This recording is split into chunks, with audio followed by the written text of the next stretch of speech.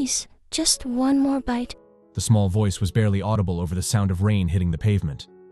8-year-old Chloe Anderson knelt beside a restaurant dumpster, her tiny hands digging through wet garbage, looking for anything edible. Her clothes were soaked through, her hair plastered to her head, but hunger drove her to keep searching. She found half a sandwich wrapped in soggy paper and clutched it like treasure. As she took a desperate bite, tears mixed with raindrops on her dark cheeks. "Why did you leave me, Mama?" she whispered to the empty alley. From across the street, Brian Wilson sat in his black Bentley, frozen in shock. The billionaire CEO had seen homeless people before, but never a child this young, this alone, this desperate. Something about the sight cut through his heart like a knife. For the past 3 years, Brian had felt nothing but emptiness. Ever since his son died in that car accident, he had become a shell of a man, going through the motions of life without really living. But watching this little girl fight to survive awakened something in him he thought was dead forever. Brian stepped out of his car into the pouring rain, not caring about his expensive suit. As he walked toward the alley, he had no idea that this moment would change both their lives forever. Sometimes angels come in the smallest packages, and sometimes salvation comes when you least expect it. If you're someone who believes in second chances and the power of love to heal broken hearts, we'd love for you to like and subscribe. This story will touch your soul in ways you never imagined. The rain hammered against the windows of the Bentley as Brian Wilson sat in the back seat, staring blankly at the financial reports spread across his lap. Numbers that once excited him now felt meaningless. Profit margins, stock prices, quarterly earnings.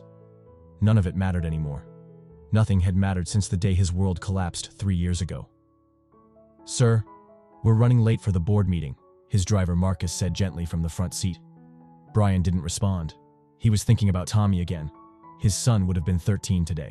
Tommy should have been playing basketball at school, arguing with Brian about doing homework, or begging for a new video game. Instead, Brian was heading to another pointless meeting where grown men would argue about money that couldn't buy back what really mattered. "Sir?" Marcus tried again. "Cancel it," Brian said quietly. "Cancel all my meetings today." Marcus looked concerned in the rearview mirror. He had worked for the Wilson family for 8 years and had watched Brian transform from a driven but loving father into a hollow man who barely seemed alive. "Are you sure, sir? The investors are expecting—" "I don't care what they're expecting," Brian snapped, then immediately felt bad for his tone. "I'm sorry, Marcus. I can't do this today." Through the rain-streaked window, Brian watched people hurrying down the sidewalk, umbrellas protecting them from the storm. Everyone seemed to have somewhere important to go, someone waiting for them. Brian envied them. He had a mansion that felt like a tomb, a company that ran itself, and enough money to buy anything except the one thing he wanted most, his son back. That's when he saw her. At first, Brian thought his eyes were playing tricks on him. In the narrow alley between 2 restaurants, a small figure was hunched over a dumpster. As his car stopped at the red light, Brian pressed his face closer to the window, trying to see through the rain. It was a child, a little black girl, maybe 8 years old, digging through garbage bags with desperate determination. Her clothes were soaked through, hanging off her thin frame like wet rags. She pulled out what looked like half a sandwich, inspected it carefully, then took a bite despite the fact that it had clearly been thrown away. Brian's heart clenched in his chest. "Marcus, pull over." "Sir?" "Pull over. Now." Marcus immediately steered the car to the curb. Brian sat frozen, watching the little girl continue her search through the trash. She was completely alone, with no adult in sight. Where were her parents? How long had she been living like this? The child found a partially eaten apple and held it up to examine it in the dim light filtering through the alley. Her movements were careful and practiced, like she had done this many times before. When she bit into the apple, Brian saw her face clearly for the first time. She was beautiful, with large dark eyes, rich brown skin, and delicate features that reminded him painfully of Tommy at that age. But where Tommy had always been full of laughter and mischief, this little black girl's face showed a maturity that no child should have. She had the expression of someone who had learned too early that the world could be cruel and unforgiving. Brian's mind flashed back to his own childhood. He hadn't grown up with money. That came later, through years of hard work and smart investments. He remembered being hungry, remembered his mother working 3 jobs just to keep food on the table. He remembered the shame of wearing clothes from thrift stores, the embarrassment of free lunch tickets at school. But even in his poorest moments, he had never been alone. He had always had his mother, always had a roof over his head, always had someone who loved him. This little girl appeared to have none of those things. "Sir, should I wait here?" Marcus asked, noticing Brian's intense focus on something outside. "Give me your umbrella," Brian said, opening the car door. "Sir, you'll get soaked." "The umbrella, Marcus." Marcus handed over the large black umbrella, and Brian stepped out into the storm. The rain immediately began soaking through his expensive suit, but he didn't care. He opened the umbrella and walked slowly toward the alley, not wanting to frighten the child.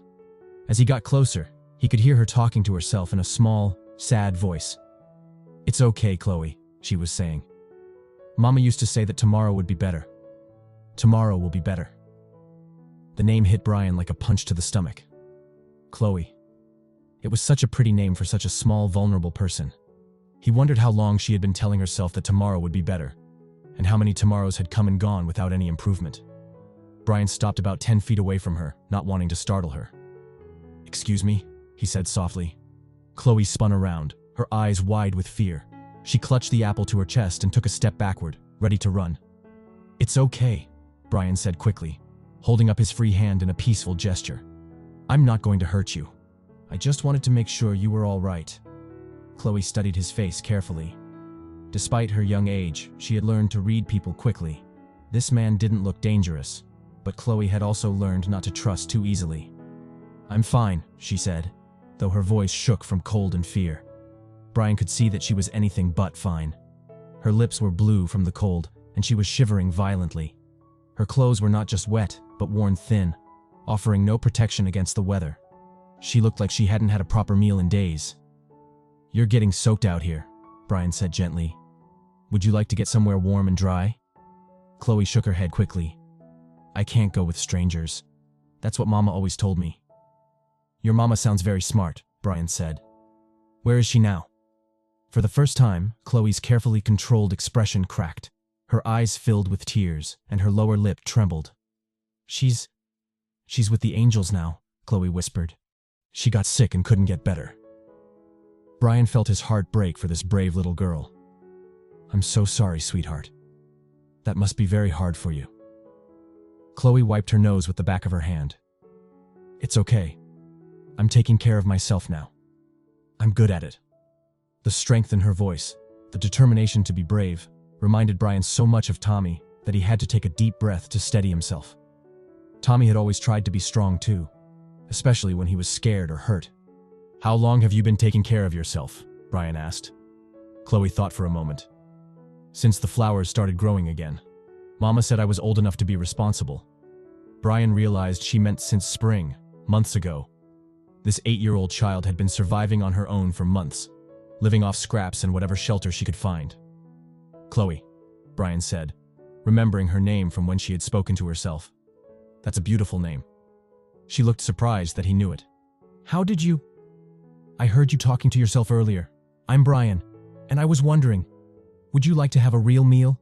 Somewhere warm, where you can dry off?" Chloe looked at him suspiciously. "Why would you want to help me? You don't even know me." It was a fair question, and Brian found himself thinking about the answer. Why did he want to help her? Was it because she reminded him of Tommy? Was it because he saw his own childhood struggles reflected in her situation? Or was it something deeper, a chance to feel useful again, to make a difference in someone's life when his own felt so empty? "Because everyone deserves kindness," Brian said finally. "And because you're very brave. But you shouldn't have to be this brave all by yourself." Chloe considered this, studying his face again. She was tired of being brave all the time. She was tired of being hungry and cold and scared. She missed having someone to take care of her, someone to tell her that everything would be okay. "Just food?" she asked cautiously. "Just food," Brian promised. "And then, if you want, I can help you figure out what to do next, but only if you want my help." The rain was getting heavier, and Chloe was shivering so hard she could barely stand. She looked at this kind stranger with his expensive clothes and gentle voice, and made a decision that would change both their lives. "Okay," she said quietly, "but just for a little while." Brian smiled, the first genuine smile he had felt in 3 years. "Just for a little while," he agreed. He extended the umbrella to cover both of them as they walked toward his car. Chloe stayed close to his side but maintained enough distance to run if she needed to. As they approached the Bentley, her eyes widened in amazement. "Is that your car?" she asked in wonder. Yes, it is. Have you ever been in a car like this? Chloe shook her head, suddenly shy about her wet, dirty clothes. I'll make it all messy.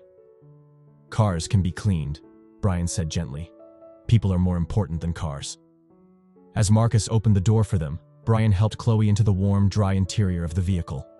She sat stiffly on the edge of the seat, afraid to touch anything. Brian got in beside her and immediately turned up the heat. Marcus, let's go to Tony's Diner on 5th Street, Brian said. The one with the big breakfast menu. Right away, sir, Marcus replied, though Brian could see his curious glances in the rearview mirror. As they drove through the city, Chloe pressed her face to the window, watching the world go by from the luxury of the heated car. Brian watched her expressions change from wonder to sadness and back again, and he found himself genuinely curious about this remarkable little girl who had managed to survive on her own for so long. Chloe, he said softly, can I ask you something? She turned to look at him, nodding. Do you have any other family? Anyone who might be worried about you? Chloe's face fell. No. Mama said my daddy went to heaven before I was born, and Grandma went to be with Mama last year. It's just me now. Brian felt a surge of protective anger toward a world that could leave such a young child completely alone. But he also felt something he hadn't experienced in years. A sense of purpose. A feeling that maybe he had found this little girl for a reason. Or maybe she had found him. Tony's Diner was the kind of place Brian normally would never enter. It had cracked vinyl booths, flickering fluorescent lights, and the smell of bacon grease that had been building up for decades. But today, it felt like exactly where they needed to be. The hostess, a middle-aged woman named Betty with kind eyes and a warm smile, looked surprised when Brian walked in wearing his expensive suit. She looked even more surprised when she saw the small, wet child beside him. Table for two? Betty asked, her voice gentle as she noticed Chloe's condition. Yes, please. Somewhere quiet if you have it, Brian said. Betty led them to a corner booth in the back, away from the other customers. She brought over extra napkins without being asked, and gave Chloe a sympathetic look. The little black girl looked so small and vulnerable in the big booth, her wet clothes clinging to her thin frame. Honey, you look like you could use some hot chocolate, Betty said to Chloe. On the house. Chloe looked up at Brian uncertainly.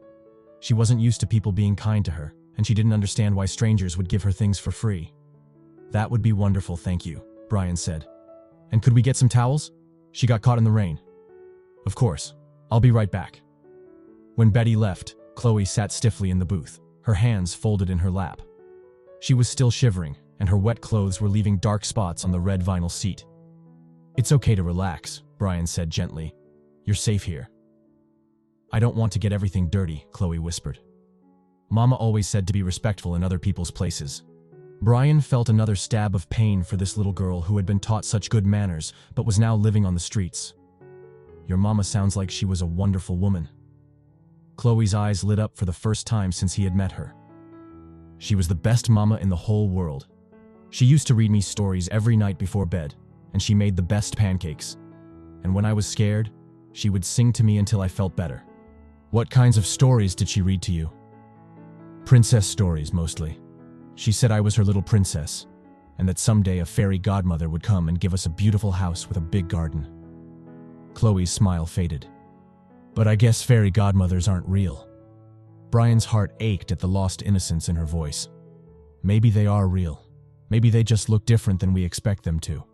Betty returned with a stack of clean towels and a steaming mug of hot chocolate topped with whipped cream. Chloe's eyes widened at the sight of the drink. She couldn't remember the last time she had tasted something so sweet and warm. Thank you, Chloe said politely to Betty. You're very welcome, sweetheart. Now what can I get you two to eat? And don't you worry about the cost, Betty added, giving Brian a knowing look. Brian opened the menu, but Chloe was staring at it like it was written in a foreign language. Chloe, what sounds good to you? I don't know, she admitted. It's been a long time since I got to choose what to eat. The simple statement broke Brian's heart. Here was a child who had been reduced to eating garbage, now overwhelmed by the simple act of choosing from a menu. How about we start with some soup to warm you up, Brian suggested. And maybe some grilled cheese sandwiches? Chloe nodded eagerly. Soup sounded like heaven to her empty stomach. Make that 2 bowls of chicken noodle soup, 2 grilled cheese sandwiches, and... Brian paused, remembering his own childhood favorites. Do you have any apple pie? The best in the city, Betty said with a grin. 2 slices of apple pie then, with ice cream. After Betty left to place their order, Brian watched Chloe take small, careful sips of her hot chocolate. She was clearly trying to make it last as long as possible. Chloe, can you tell me more about what happened after your mama got sick? Chloe set down her mug and stared into the brown liquid. Mama got really tired all the time. She couldn't work anymore, so we didn't have money for rent. The landlord said we had to leave. Where did you go? We stayed in Mama's car for a while, but then she got sicker and had to go to the hospital. The people there were nice, but they said I couldn't stay with her. Chloe's voice got smaller. They wanted to send me to a family, but I ran away. I wanted to take care of Mama, but they wouldn't let me see her. Brian closed his eyes, picturing this 8-year-old child trying to navigate hospitals and social services all alone. How long ago did your mama pass away? The flowers were just starting to bloom, Chloe said. The nurse at the hospital told me, but I already knew. I felt it in my heart when she went to be with the angels. That meant Chloe had been living on the streets for at least 4 months, possibly longer. Brian couldn't imagine how she had survived, how she had found food and shelter, how she had stayed safe. Where have you been sleeping? He asked gently. Different places. Sometimes in the park, under the big tree. Sometimes in doorways when it rains. There's a place behind the library where it's warm, but the security guard chases me away during the day. Betty arrived with their food, and Chloe's eyes grew huge at the sight of the steaming soup and perfectly golden grilled cheese sandwich. She looked at Brian as if asking permission. Go ahead, sweetheart. Eat as much as you want. Chloe picked up the spoon with shaking hands and took a careful sip of the soup. The warm broth hit her empty stomach, and she had to fight back tears at how good it tasted. She tried to eat slowly, to be polite, but her hunger won out, and she found herself spooning the soup quickly into her mouth. Brian pretended to focus on his own food, not wanting to make her self-conscious about how hungry she was. But he watched from the corner of his eye as she finished the entire bowl in what seemed like seconds, then carefully ate every crumb of her sandwich. Was that good? He asked. Chloe nodded enthusiastically. It was the best food I've ever tasted. Thank you so much, Mr. Brian. Just Brian is fine, and you're very welcome. Betty came back to check on them and smiled when she saw Chloe's empty bowl. Still have room for pie? Yes, please, Chloe said, then looked embarrassed at her eagerness. When the pie arrived, Chloe took a bite and closed her eyes in pure bliss. This tastes like my mama's pie, she said softly. She used to make it for my birthday. When is your birthday? Brian asked. November 3rd. Mama always said I was her autumn miracle because I was born when all the leaves were pretty colors. Brian calculated quickly in his head. Chloe's birthday was in 2 weeks. She would turn 9 years old, and if nothing changed, she would spend it alone on the streets. Chloe, Brian said carefully, what do you want to happen next? I mean, you can't keep living on the streets. It's dangerous, and winter is coming. Chloe's face fell. She had been trying not to think about winter, about what would happen when it got too cold to sleep outside. I don't know, she admitted. I don't want to go to one of those houses where they send kids. I heard other kids talking about them, and they said some of them aren't nice places. Brian knew she was talking about the foster care system. While there were many wonderful foster families, he also knew there were horror stories, and a child living on the streets would have heard the worst of them. What if there was another option? Brian asked slowly, the idea forming in his mind even as he spoke. What if you could stay somewhere safe, with someone who would take care of you? Chloe looked at him with hope and suspicion mixed in her eyes. What do you mean? Brian took a deep breath. He was about to make an offer that would change both their lives, and he wasn't entirely sure why. All he knew was that he couldn't leave this child alone, couldn't walk away knowing she would be sleeping in doorways and eating from garbage cans. I mean, what if you came to stay with me? I have a big house with lots of rooms. You would have your own bedroom, and all the food you could eat, and clothes that fit you properly. You could go to school, and you would be safe. Chloe stared at him in shock. You would want me to live with you? But why? You don't even know me. It was a fair question, and Brian found himself thinking about Tommy again. Since his son's death, Brian's house had felt like a mausoleum, full of memories and silence. The idea of having a child's laughter in those rooms again, of having someone to care for and protect, felt like a lifeline he hadn't known he needed. Because everyone deserves a safe place to call home, Brian said. And because I think maybe we could help each other. How could I help you? Chloe asked, genuinely puzzled. You have everything already. Brian smiled sadly. I have money and things, but I don't have what really matters. I don't have family. I don't have someone to take care of. I think maybe you and I are both looking for the same thing. Someone to care about us. Chloe considered this, taking another bite of her pie. Would I really have my own room? Your own room, with your own bed and your own toys and books, whatever you wanted. And I could go to school? The best school we can find. You could learn anything you wanted to learn. And you wouldn't send me away? This was the heart of her fear, Brian realized. She had been abandoned so many times. By death, by circumstances, by a system that couldn't protect her. She was afraid to hope for something good because everything good in her life had been taken away. I would never send you away, Brian said firmly. If you came to live with me, it would be forever. You would be my family. Chloe's eyes filled with tears. Really? You would want me to be your family? Really? If you want that too. For the first time since her mother died, Chloe allowed herself to hope. This kind man with the sad eyes seemed to really mean what he was saying, and she was so tired of being alone, so tired of being scared and hungry and cold. Okay, she whispered. I would like that very much. Brian felt something shift inside his chest, like a door that had been locked for 3 years was finally opening. Then let's go home, he said. As they left the diner, Betty stopped them at the door. You take care of that little angel, she told Brian quietly. I will, Brian promised, and he meant it with every fiber of his being. Outside, the rain had stopped, and weak sunlight was breaking through the clouds. As they walked to the car, Chloe slipped her small hand into Brian's larger one. Thank you, she said simply. Brian squeezed her hand gently. Thank you too, sweetheart. You're already helping me more than you know. The Wilson estate sat on 15 acres of perfectly manicured grounds in the most exclusive neighborhood in the city. As Marcus drove through the iron gates and up the long circular driveway, Chloe pressed her face against the window in amazement. Is this really where you live? She whispered, staring at the massive stone mansion that looked like something from a fairy tale. This is home, Brian said, watching her reaction. And now it's your home too. The house was enormous. 3 stories of gray stone with tall windows and elegant columns. Gardens stretched out on both sides, with fountains and flowering trees that looked like they belonged in a magazine. Chloe had never seen anything so beautiful. Marcus parked the car in front of the main entrance, and Brian helped Chloe out. She stood on the cobblestone driveway, suddenly very aware of her dirty, wet clothes and tangled hair. She felt like a smudge of dirt on a perfect painting. I don't think I belong here, she said quietly, taking a step backward. Brian knelt down so he was at her eye level. Chloe, look at me. This house is just walls and floors and furniture. What makes it a home is having people in it who care about each other. You belong here because I want you here. The front door opened, and a woman in her 60s appeared. She was wearing a neat gray uniform and had kind eyes behind wire-rimmed glasses. This was Mrs. Henderson, Brian's housekeeper, who had worked for the family for over 20 years.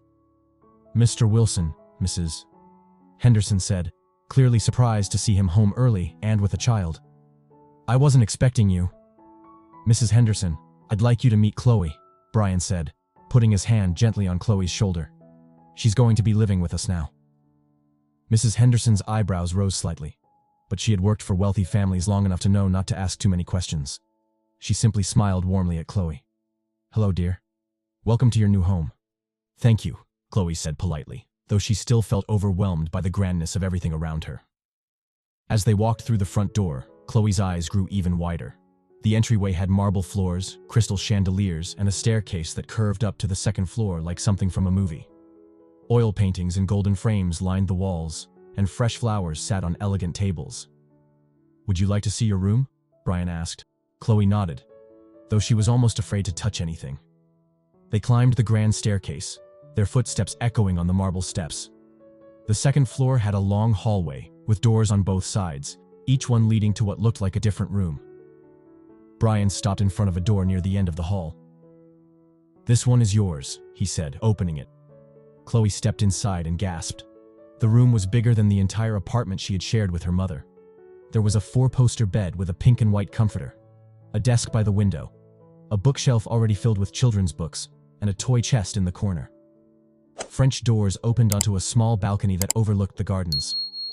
"This is all mine?" Chloe asked in disbelief. "All yours. And tomorrow we can go shopping for anything else you need. New clothes, more toys, whatever you want." Chloe walked slowly around the room, afraid to touch anything. She stopped in front of a large mirror and stared at her reflection. Her dark skin was smudged with dirt, her hair was tangled and messy, her clothes were torn and stained. She looked like exactly what she was, a black street child who didn't belong in this beautiful place. "I'm really dirty," she said sadly, tears starting to form in her eyes. Brian's heart broke at the shame in her voice. "That's nothing a good bath can't fix. Mrs. Henderson, could you help Chloe get cleaned up and maybe find her something comfortable to wear?" "Of course, Mr. Wilson. Come along, sweetheart. Let's get you nice and clean." Mrs. Henderson led Chloe to the bathroom connected to her room. It was larger than most people's bedrooms, with a huge bathtub, fluffy towels, and expensive soaps and shampoos. While Mrs. Henderson helped Chloe with her bath, Brian went to his study and made several phone calls. First, he called his lawyer to ask about the legal process of adoption. Then he called the best pediatrician in the city to schedule a checkup for Chloe.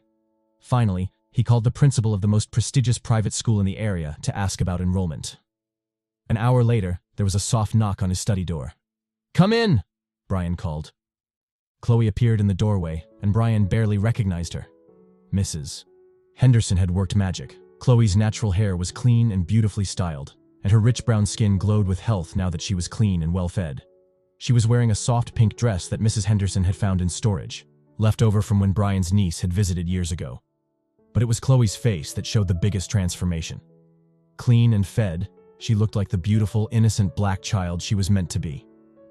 "You look wonderful," Brian said, smiling. Chloe gave him a shy smile in return. "Mrs. Henderson said this dress used to belong to your brother's little girl. Is it okay for me to wear it? It's perfect, and I think she would be happy to know it's being worn by someone so special." Brian stood up from his desk. "Are you hungry? Mrs. Henderson is making dinner." "I'm still full from lunch," Chloe said. "But could I look at the books in my room?" "Of course. They're your books now. Can you read?" Chloe nodded proudly. "Mama taught me. I can read almost anything." "That's wonderful. Your mama did a very good job teaching you." They walked back to Chloe's room, where she immediately went to the bookshelf. She ran her fingers along the spines of the books, marveling at having so many to choose from. She pulled out a book of fairy tales and held it carefully, as if it were made of glass. "Mama used to read me stories like these," she said softly. "But we had to return our books to the library, so I never got to keep any. Now you can keep as many books as you want, and we can buy more whenever you'd like." Chloe opened the book and began reading the first story aloud. Her voice was clear and confident, showing that her mother had indeed taught her well. Brian sat in the chair by the window and listened, amazed by how intelligent and articulate she was. As the evening went on, Brian began to see glimpses of who Chloe really was beneath the fear and survival instincts. She was curious about everything, asking thoughtful questions about the house, the gardens, and the books. She was polite and grateful, but also showed flashes of humor and personality that had been hidden under the stress of living on the streets. When Mrs. Henderson brought up a dinner tray, Chloe ate slowly and carefully, still not quite believing that the food was really hers. But she was beginning to relax, to let her guard down just a little. "Brian," she said as she finished her soup, "can I ask you something? Anything? Why don't you have a family?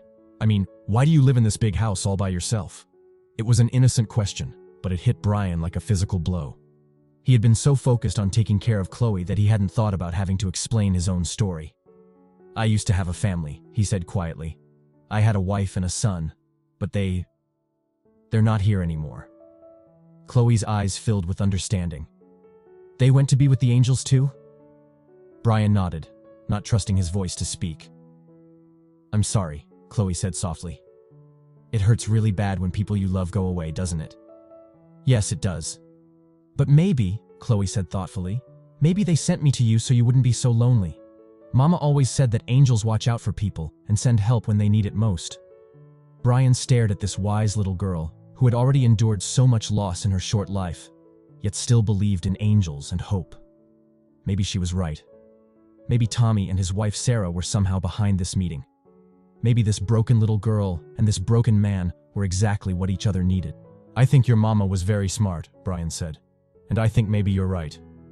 That night, as Brian tucked Chloe into her new bed for the first time, she looked up at him with sleepy eyes.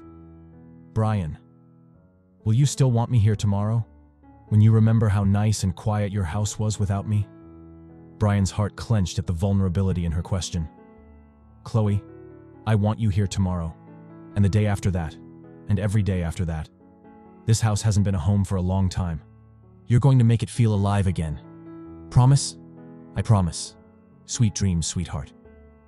As Brian turned off the light and closed the door, he realized that for the first time in 3 years, he was looking forward to tomorrow. He had someone to take care of again, someone who needed him. And maybe, just maybe, he had found a way to heal his broken heart. Down the hall, in her beautiful new room, Chloe lay in the softest bed she had ever felt and whispered a prayer of thanks. She had a home again, and someone who wanted her.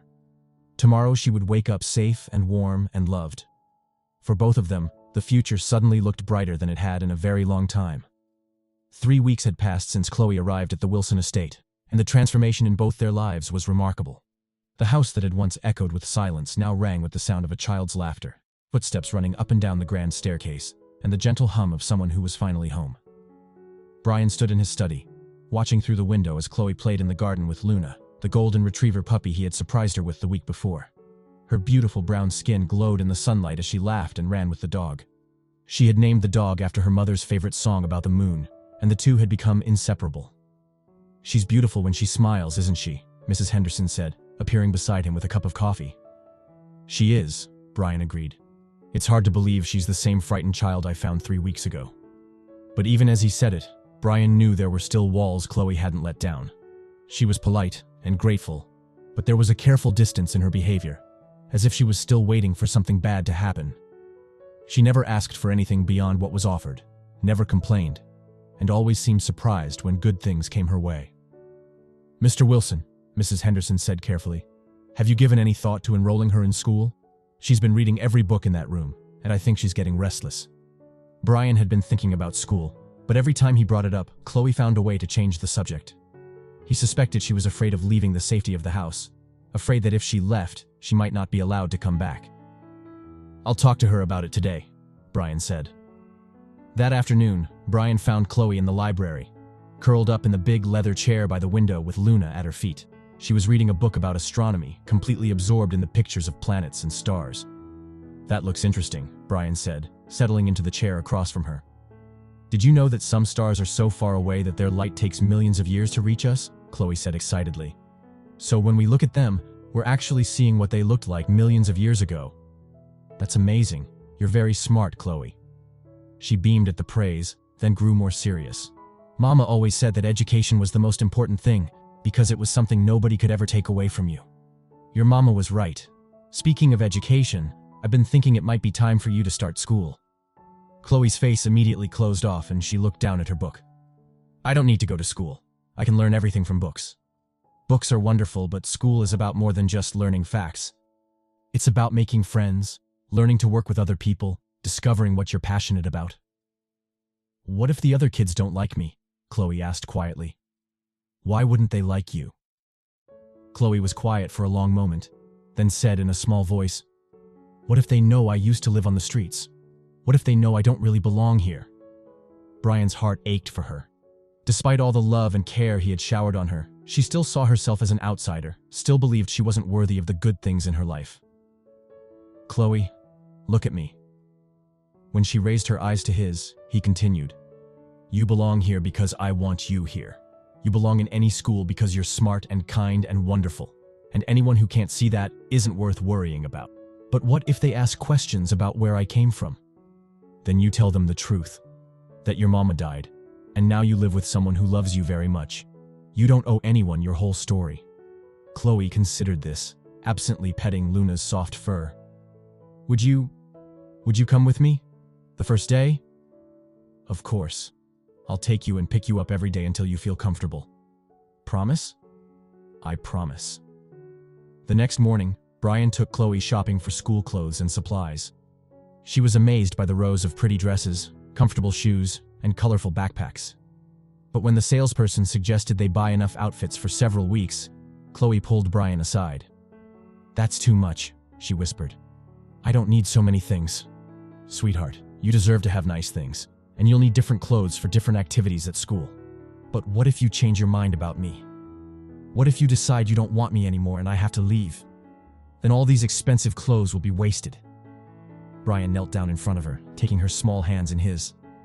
"Chloe, I need you to listen to me very carefully. I am never going to change my mind about you. I am never going to ask you to leave. You are my daughter now, in every way that matters, and daughters don't get sent away." "Really? I'm your daughter?" "Really. In fact, I've been talking to my lawyer about making it official. Would you like that? Would you like to be Chloe Wilson?" Chloe's eyes filled with tears, but for the first time, they were tears of joy rather than sadness. "I would like that more than anything in the whole world." "Then that's what we'll do. Now let's buy you some beautiful clothes for your new school." 2 days later, Brian walked Chloe into Riverside Academy, one of the best private schools in the city.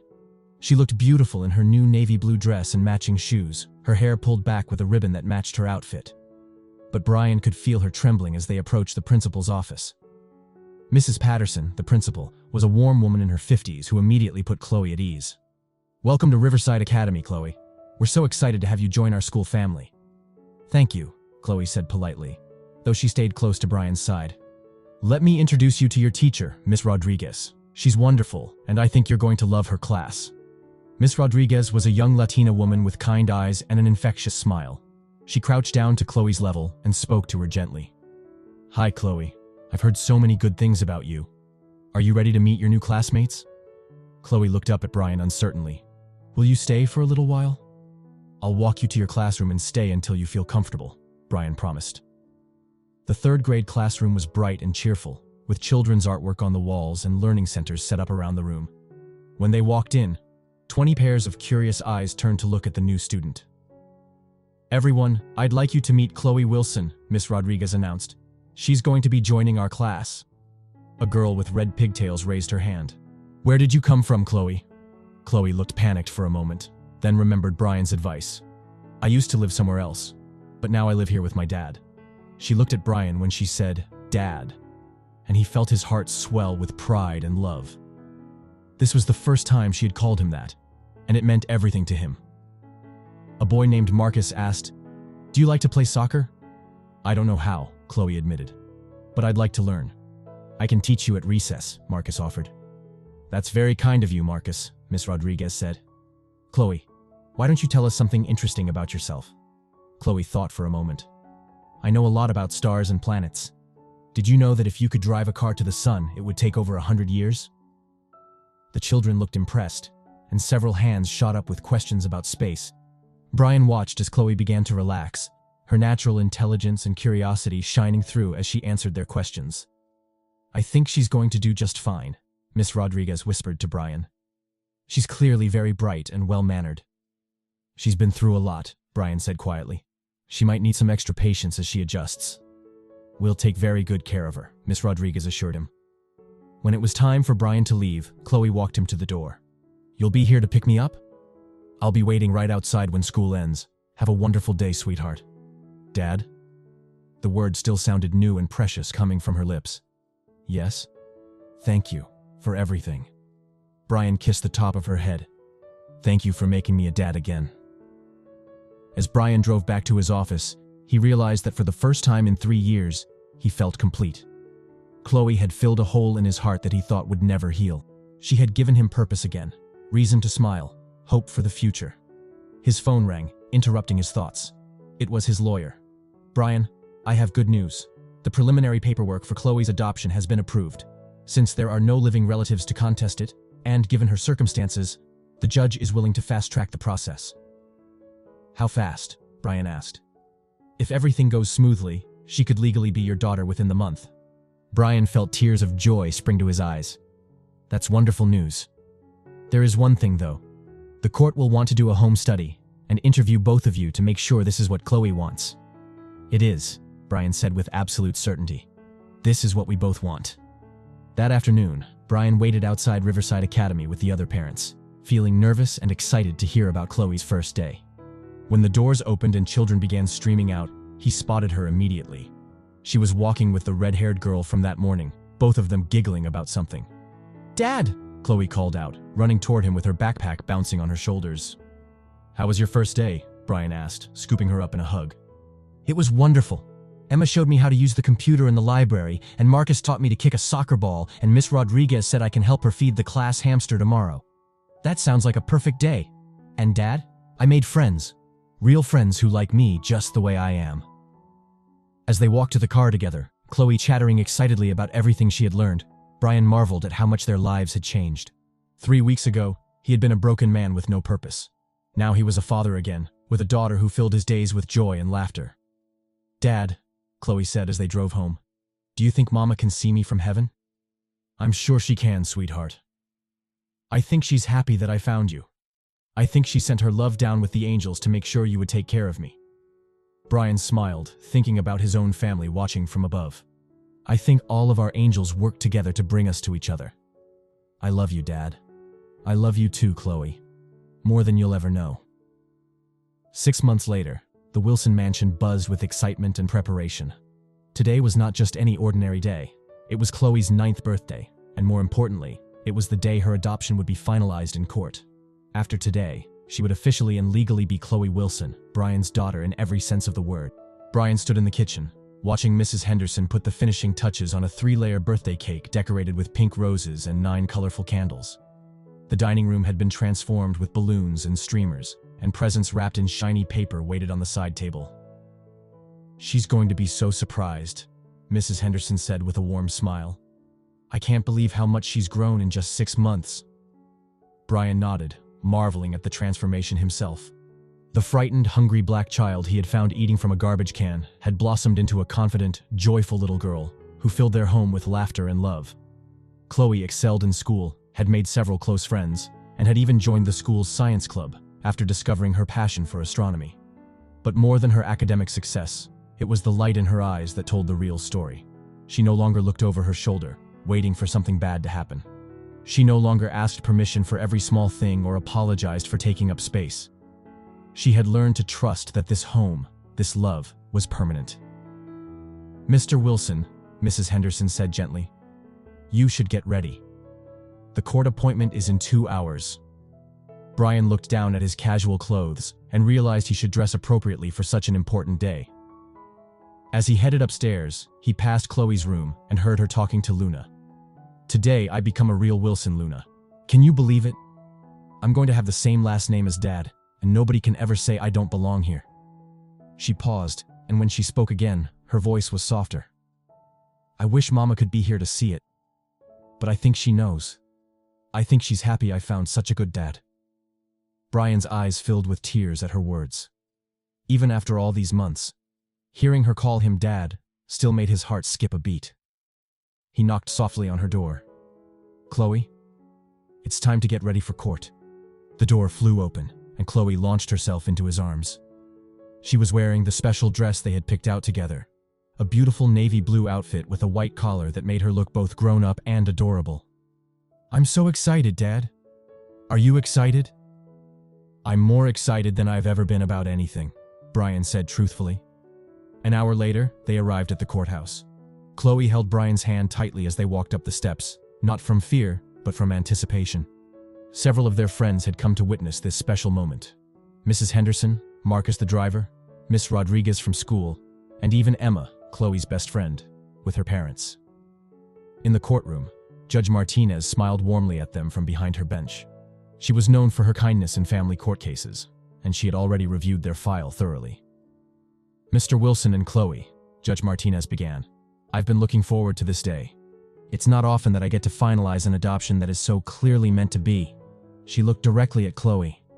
"Chloe, do you understand what's happening today?" "Yes, Your Honor. Today I become Mr. Wilson's real daughter, legally and forever." "And is that what you want?" Chloe's face lit up with the biggest smile anyone had ever seen. "More than anything in the whole world, he's the best dad anyone could ask for." "Mr.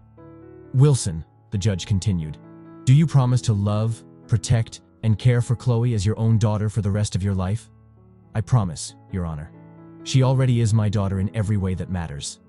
Judge Martinez picked up her gavel with a smile. Then, by the power vested in me by the state, I hereby finalize the adoption of Chloe Anderson, who shall henceforth be known as Chloe Wilson, the legal daughter of Brian Wilson. Congratulations to both of you. The courtroom erupted in applause as Brian swept Chloe into his arms, both of them crying happy tears. Mrs. Henderson dabbed at her eyes with a handkerchief, and even Marcus wiped away a tear. We're really family now, Chloe whispered in Brian's ear. We were always family, sweetheart. Now we just have the paperwork to prove it. Back at the house, the birthday party was in full swing. Chloe's friends from school had arrived, along with some of Brian's closest friends and colleagues who had watched his transformation over the past months. The man who had once been known as a ruthless businessman with no time for anything but work was now famous among his social circle for carrying pictures of his daughter and talking endlessly about her accomplishments. Make a wish, birthday girl, Brian said as they gathered around the cake. Chloe closed her eyes tight and made her wish, then blew out all 9 candles in one breath. Everyone cheered and clapped. What did you wish for? Emma asked. Chloe looked around at all the people celebrating with her. Her dad, Mrs. Henderson, her school friends, and all the people who had become part of her extended family. I can't tell you, or it won't come true. But I will say this. I think it already has. As the party continued, Brian found a quiet moment to step outside onto the terrace. The gardens were beautiful in the late afternoon sunlight, and he could hear the sound of children's laughter drifting from inside the house. Penny, for your thoughts? Brian turned to see his brother David approaching. David lived across the country and had flown in specifically for the adoption and birthday celebration. I was just thinking about how different my life is now, Brian said. 6 months ago, I thought my life was over. I thought I would never be happy again. And now? Now, I wake up every morning excited to see what Chloe will learn or discover or say that day. She's given me a reason to live again. David smiled. You know, Mom always said that children come into our lives exactly when we need them most. I think she would have loved Chloe. I think so too. And I think Tommy would have adored having a little sister. They stood in comfortable silence for a moment, watching through the window as Chloe opened her presents with delight and gratitude for each gift, no matter how small. She's transformed you, you know, David said. You're the brother I remember from before the accident. Actually, you're better. You're more patient, more present, more grateful for what you have. Brian nodded. She taught me that love doesn't run out when you give it away. It multiplies. I thought loving someone new would mean loving Tommy and Sarah less, but it doesn't work that way. Love just grows to make room for everyone. Later that evening, after the guests had gone home and the house had quieted down, Brian tucked Chloe into bed. She was still wearing her adoption day dress, too excited to change into pajamas yet. Dad, can I tell you something? Anything, sweetheart? When I was living on the streets, I used to look up at the stars at night and wish for a family. I would pick the brightest star and make the same wish every single night. What did you wish for? I wished for someone who would love me and want to keep me forever. I wished for a dad who would read me stories and help me with homework and be proud of me. Brian's throat tightened with emotion. And what do you think now? I think the stars really do listen to wishes. And I think my mama and your family in heaven worked together to make sure we found each other. She sat up and threw her arms around his neck. I love you so much, Dad. Thank you for saving me. Oh, sweetheart, Brian said, holding her tight. You saved me. You brought light back into my life when I thought it would always be dark. You made me remember what it feels like to hope and laugh and dream about the future. As Brian turned off the lights and headed to his own room, he stopped by the window in the hallway that looked out over the gardens. The same gardens where he used to stand and feel nothing but emptiness and grief. Tonight, they looked beautiful and full of promise. His phone buzzed with a text message. It was from his assistant. Sir, the Charity Foundation paperwork is ready for your signature. The Chloe Wilson Foundation for Homeless Children will be officially established tomorrow. Brian smiled. It had been Chloe's idea to start a foundation to help children who were living on the streets like she once had. She wanted to make sure no child ever had to eat from garbage cans or sleep in doorways. The foundation would provide emergency shelters, food programs, and most importantly, help connect homeless children with loving families. We have to help them find their dads too, Chloe had said when they discussed the foundation. Because every kid deserves someone who will love them forever. Brian looked back toward Chloe's room, where soft light spilled under her door. She was probably reading one of her astronomy books, dreaming about distant stars and planets. Tomorrow she would wake up officially as Chloe Wilson, but she had been his daughter from the moment he first saw her in that alley, brave and determined to survive. In saving her, she had saved him too. She had taught him that healing doesn't mean forgetting those you've lost. It means making room in your heart for new love while keeping the old love safe and treasured. She had shown him that second chances don't diminish first loves. They honor them by proving that love is strong enough to rebuild and begin again. As Brian prepared for bed, he whispered a prayer of gratitude to the stars outside his window. Gratitude for the rainy day that brought them together. Gratitude for the courage Chloe had shown in trusting him. Gratitude for the chance to be a father again, and for a daughter who had taught him that the best things in life often come disguised as the things that break your heart. The mansion that had once echoed with loneliness now hummed with the quiet contentment of a home filled with love. And in her room down the hall, Chloe Wilson fell asleep knowing she was exactly where she belonged, forever and always, in the heart of a family that would never let her go. The stars outside seemed to shine a little brighter that night, as if the universe itself was celebrating the magic that happens when two broken hearts find each other and become whole.